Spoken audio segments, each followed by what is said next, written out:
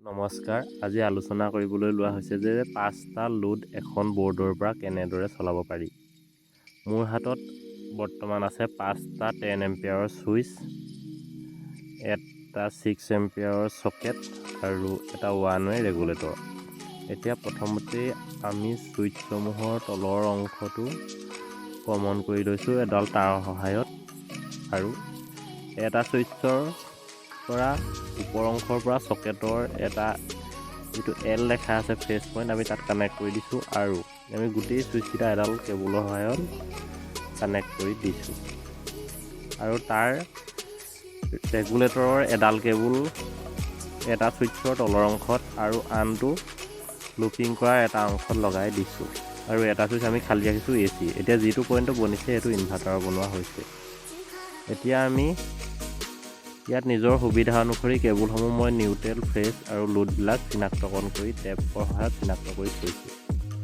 এতিয়া প্ৰথমতে মই নিউট্ৰেলৰ যিসমূহ কেবুল, এইবোৰ লোডত যিবিলাক কেবুল দিয়া হৈছে এইবিলাক 1 mm টো দেখিছে। ইনভাৰ্টাৰত আমি ৰখাইছোঁ 1.57, ইয়াতে 1 mm দিয়া হৈছে আৰ্থিঙত, আৰু 2.5 দিয়া হৈছে AC যিটো ফেজ আৰু নিউট্ৰেল দিয়া হৈছে, তাত 2.5ৰ কেবুল দিয়া হৈছে। এতিয়া যিডাল ডিষ্ট্ৰিবিউশ্যন বক্সৰ পৰা নিউট্ৰেল আহিছে সেইডালৰ লগত মই ধুনীয়াকৈ লোডসমূহৰ নিউট্ৰেলবিলাক কাটি কমন কৰি ৰখাইছোঁ। ইয়াক আপুনি ধুনীয়াকৈ প্লাছেৰে টানি নিউট্ৰেলসমূহ পকাই দিব লাগে।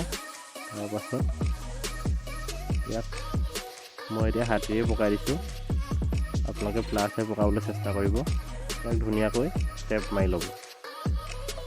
এতিয়া দেখিছে নিউট্ৰেলসমূহ মই কমন কৰি দিছোঁ। এতিয়া ইয়াক ধুনীয়াকৈ কাটি ইয়াৰ এটা অংশ আমি যিটো বৰ্ডৰ চকেটৰ এটা মূৰত আপোনালোকে দেখিব N লেখা থাকে, সেই N লগোৱাৰ অংশত আপোনালোকে চকেটৰ সেই নিউট্ৰেলটো আনি N লগোৱা অংশত আপোনালোকে লগাই দিব। আপোনালোকে দেখিছে চকেটৰ এটা মূৰত ছুইচলৈ আহিছে, আনটো মূৰত নিউট্ৰেলৰ পইণ্টবিলাক কমন হৈ সোমাইছে। এতিয়া আমি এইডাল দেখিছে, এইডাল ইনভাৰ্টাৰৰ হয়। এই ইনভাৰ্টাৰৰ কেবুলডাল আমি যিবিলাক লুপিং কৰিছিলোঁ প্ৰথমতেই ছুইচসমূহৰ তলৰ অংশত, আপুনি সেই ইনভাৰ্টাৰৰ লোড যিডাল ফেজ আহিছে সেই ফেজটো তলৰ অংশত ভৰাই দিব। তেতিয়া কি হ'ব, গোটেই ছুইচবিলাকলৈ কাৰেণ্টবিলাক পাই যাব। দেখিছে ধুনীয়াকৈ মই ইনভাৰ্টাৰৰ পৰা যিডাল ফেজ আহিছিল সেইটো ছুইচৰ তলৰ অংশত লগাই দিছোঁ। এতিয়া এইডাল 2.5ৰ AC আহিছে, ইয়াক এটা ছুইচত আমি লগাই দিছোঁ। আপোনালোকে চাব যাতে ইনভাৰ্টাৰৰ কেবুলৰ যিডাল আহিছে সেইডালৰ সৈতে যিটো ACৰ কাৰেণ্ট আহিছে দুইডালে টাচ নহয়, দুইডাল অলগ অলগকৈ লগাব। এতিয়া এইটো 1 mmৰ আৰ্থিং দিয়া হৈছে। এই আৰ্থিংটো চকেটৰ ওপৰ অংশত আপোনালোকে দেখিব ই লেখা থাকে, তাত আৰ্থিংটো লগাই দিব। ধুনীয়াকৈ লগাই টান কৰি দিব। মই যিহেতু মোৰ সুবিধা হোৱাকৈ লোডসমূহ চিনাক্ত কৰি থৈছোঁ। ইয়াৰ আছে 3টা লাইট আৰু এখন ফেন। এইটো হৈছে এইবিলাক লাইটৰ পইণ্ট হয়। ইয়াৰ এটা আছে টিউব লাইট, 2টা হোল্ডাৰত লগোৱা আছে। এই লাইটসমূহৰ লোডসমূহ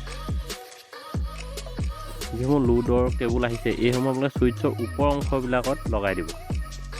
যিহেতু তলৰ অংশত ফেজবিলাক পাই আছে, সেয়েহে ওপৰ অংশত আপোনালোকে লোডৰ পৰা যিবিলাক কেবুল আহিছে এইবিলাক লগাই দিব। দেখিছে ধুনীয়াকৈ লগাই গৈছোঁ এডাল এডালকৈ। যিহেতু 3টা লাইটৰ 3ডাল কেবুল আৰু এডাল মই ফেনৰ কাৰণে ৰখাইছোঁ, ফেনৰটো মই চিনাক্ত কৰি ৰখাইছোঁ। এতিয়া ইয়াৰেই এটা লাইট ACত জ্বলিব আৰু আনকেইটা পইণ্ট ইনভাৰ্টাৰৰ চকেটত চলিব। চাব যাতে এতিয়া আপোনালোকে দেখিছে ইডালে আনডালে টাচ নহয়।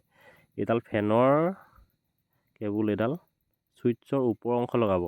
ফেনৰ ৰেগুলেটৰৰ দুডাল কেবুল থাকে আপোনালোকে দেখিব, এডাল ছুইচৰ তলৰ অংশত লগাব, আনডাল ছুইচৰ ওপৰ অংশত, আৰু এডাল যিডাল ইনভাৰ্টাৰৰ পৰা ফেজ আহিছিল তাৰ লগত আপোনালোকে কমন কৰি ৰখাব। দেখিছে মোৰ বৰ্ডখন বনোৱা কমপ্লিট হৈ গৈছে। দেখিছে মোৰ কমপ্লিট হৈ গ'ল। আপোনালোকে ধুনীয়াকৈ এবাৰ চাই লওক।